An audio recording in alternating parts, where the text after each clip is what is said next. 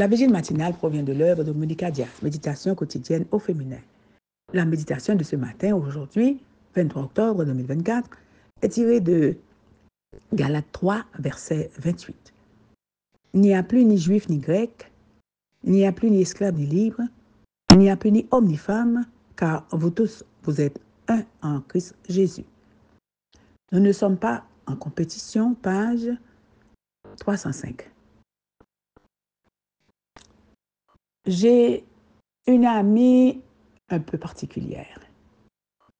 Chaque fois qu'elle voit une voiture faire une manœuvre étrange, aller trop lentement, tourner à un endroit interdit, s'arrêter à un feu orange ou changer de voie sans mettre son clignotant, elle dit « C'est forcément une femme. » Oui, vous avez bien lu.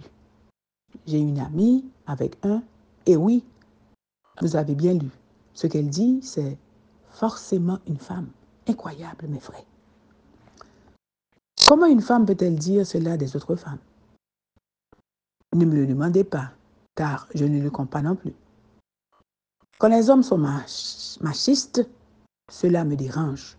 Quand les femmes sont machistes, cela me dérange encore plus. Eh oui, vous avez bien lu. C'est mon ami. Je ne vais pas l'effacer de ma liste d'amis pour cette raison. Ce que je compte faire, c'est faire d'une pierre deux coups avec cette réflexion. La faire repenser à cette question et vous faire réfléchir à votre propre attitude vis-à-vis des différences entre les sexes et voir ce que je peux apprendre ainsi. Je refuse d'accepter que le fait que nous soyons des femmes nous rende incapables de bien conduire, de faire un doctorat en mathématiques ou de nous lancer dans l'ingénierie industrielle. Et je trouve absurde de considérer l'éducation de la petite enfance ou les soins infirmiers comme des professions exclusivement réservées aux femmes. Ne parlons pas de rire aux blagues sexistes. Je ne les trouve tout simplement pas drôles. Parce que ce genre de choses me ramène à une époque où je n'étais même pas née. Et franchement, pour moi, la seule chose qui ait un sens, c'est de se considérer comme égaux en dignité et en droit, pas au sens d'identique et complémentaire, précisément parce que nous sommes différents. Vive la différence.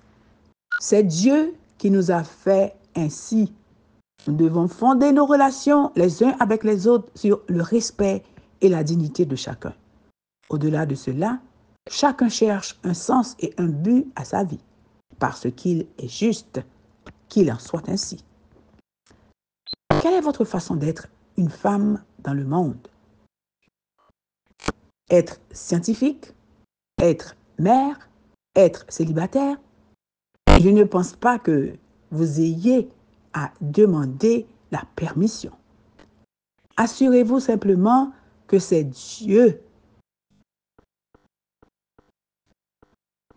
peut et veut pour nous et appliquer les valeurs évangéliques à la voie que vous choisissez.